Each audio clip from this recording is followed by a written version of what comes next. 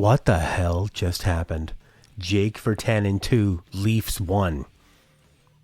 To start this game off, I was seeing Nylander weave around dangerously in the Canucks zone, and I thought, oh man, it's going to be hard comparing him to Virtanen all night, being draft buddies. But right after that, Jake blazes down the wing, cuts to the net, and gets a nice bounce for the opening goal. Just like they always say, good things happen when you cut to the net, and he did it. Amazing. The Canucks had playoff intensity. They were up for this game. Pettersson was out. Some new guys were in. What was his name? McKieran's? We'll get to him. But the Leafs, you were hoping the Canucks could capitalize on their back-to-back, being a bit tired, and also against a team, the Canucks, that are at the bottom of the division, that the Leafs have already embarrassed. Got and Sutter were out there, and I thought, man, they had zero chemistry in that first period. Höglander, with a nice streak of his own, pushes past two Leafs, had a nice deke, he gets checked, but it ends up on Miller's stick. Höglander having a pretty good game. Demko was amazing in the first period and the whole game. In the first period, Jake was so confident in the offensive zone. He was calling for pucks, giving good options. The goal really pumped him up. Edler then took a penalty in the neutral zone on Big Matthews. Didn't need to happen, but they killed it off.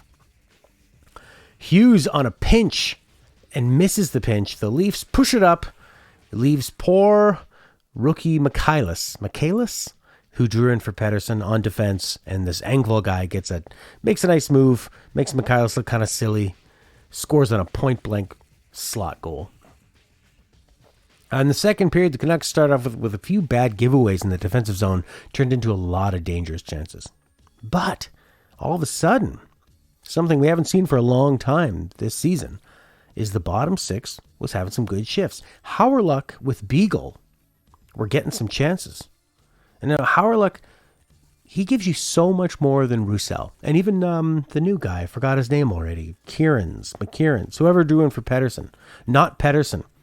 Those guys gave you some life.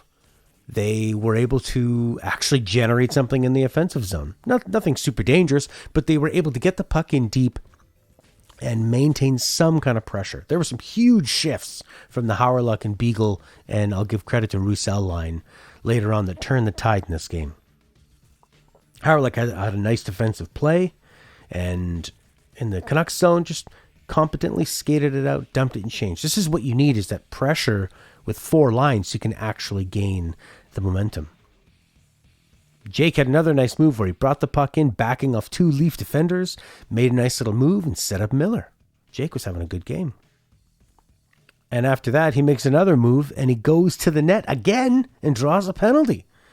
On that penalty, though, on that power play, though, Marner was a bloody beast from hell. I haven't seen penalty killing pressure like that in years. That was insane. Makes you really question the idea of just always putting your bottom guys like Roussel and Beagle and Sutter on the penalty kill. Maybe try somebody like Höglander. How good could Höglander be on a penalty kill? He's really pesky. He's good at the stick. He's quick. He can turn on a dime. He could get so many breakaways. Jake scores for his second multi-goal game of his career.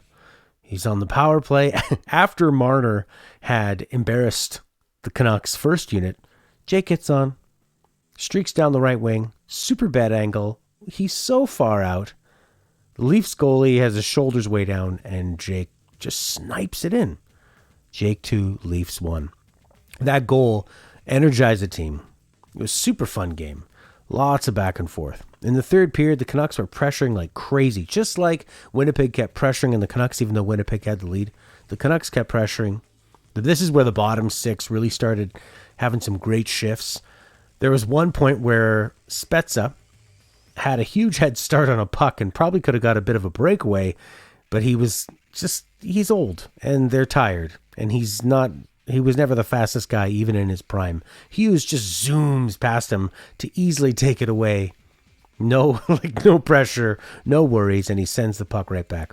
The Beagle and Hauerluck lines in that third period had two really strong shifts. Especially the second one was a monster shift where they just kept it in, and that's where the game was basically over. They turned the tide. They stopped the Leafs from being able to get back. That That sustained pressure, and also Demko, who stopped so many grade A chances. That huge pressure from the Beagle and Howerluck and Roussel line. I can't believe I said Roussel in a positive way, but he didn't screw anything up. He didn't take any penalties, and he was okay. Leads to a Bo Horvat goal with only a minute later. So now you've only got 12 minutes left in the third. Bo puts him up 3 goals. Bit more. This is with all this pressure going on. Edler passes to Horvat. He's in his power play slot spot, and they score. It was so nice to see. This is something the Canucks have been missing for a long time, is that when you've got Roussel out there and Sutter and Gaudette, there's no pressure. But a simple change where Howerluck and what was his name? McKierans? He looked pretty good, especially for Dronadou's first game against the big, bad Maple Leafs. Miller, I thought, had his usual game where he made some great plays. He forced some plays. And he was lucky that one that he gave up, Demko stopped point blank. I think he stopped he stacked the pads on it. Höglander had a very exciting game. Bo Horvat looked a little more, he was able to put things together. He got the goal. Brock Besser, I wasn't super impressed with. I thought he had a couple really bad giveaways in the first half of the game. And the bottom 6 was a lot stronger than they've been in a long time. The defense was playing pretty well. How about Ben? Ben had a really good game. You know, he's not flashy. He doesn't make it look good. He's not fast. But he made a lot of really smart plays. And I love when, what's his name? Little Nylander was trying to pressure Demko, and Ben just slowly knocked him over. The Leafs will want revenge coming back. Will Pettersson still be out? I don't know. This was a really fun game. What's this going to do for Jake? Is it going to pump up his trade value? I mean, he had a 2-goal night against Toronto when probably a lot of people are paying attention. It's going to be on the highlight reels. If he could have another big game on Saturday, you could probably get a trade for him. Do you still want to see him traded? I do. I think that this has always been his thing, is that he can do this and then he kind of disappears for a while. It's all about that consistency and really wanting it and knowing where to go. Who knows? I mean, obviously I would love it if it clicks and all of a sudden he realizes, oh, this is what I've got to do. And the coach keeps him in the top 6 or in the top 9 and you get a better center in there other than Gaudette. But definitely what I've been wanting to see is guys like Roussel sit and bring in these other guys. You found Jace Howerluck. He makes less than $1 million, or he makes $1 million. He was basically cheap as chips, and he can do so much more than what Roussel can do. So this is what the fans want. The fans are like, they know if the team is going to be contending for Stanley Cup or not. They know if they're going to be able to make the playoffs or not. And they would much rather see other people brought in, kids, these like pro contract guys. Now's the time to do it. There's a big free agency squeeze going on with this flat cap where big name, if you're not a big name, if you're not Taylor Hall or Tyler Toffoli, if you're not an ex-Canuck, you're not getting the big money. And you can just wait it out and fill your team up with some pretty solid players for like $1 million. But will Benning be able to do that? I don't know. He's shown some skill in being the right guy for a trade. When teams seem to want to get rid of something, they tend to give him a call. I don't know if it's just like if they just like him. I don't know what it is. GMs like to deal with him. I mean, he got rid of Good Branson. That's pretty amazing. Got rid of Tim Schaller. Brought in Pearson. Incredible stuff. So we'll see what happens. I'm looking forward to Saturday's game. Thanks for listening.